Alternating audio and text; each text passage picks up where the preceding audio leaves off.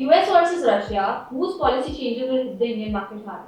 Well, global politics affects India's markets. But which country's moves matter more, US or Russia? It's a crucial question as both are global powers and India has significant trade relationships with both of them. The US-India trade recently faced a shift with 50% tariffs on Indian products affecting $65 billion in annual merchandise exports. In financial year 2025, bilateral trade between India and the US stood at a record $132.2 billion.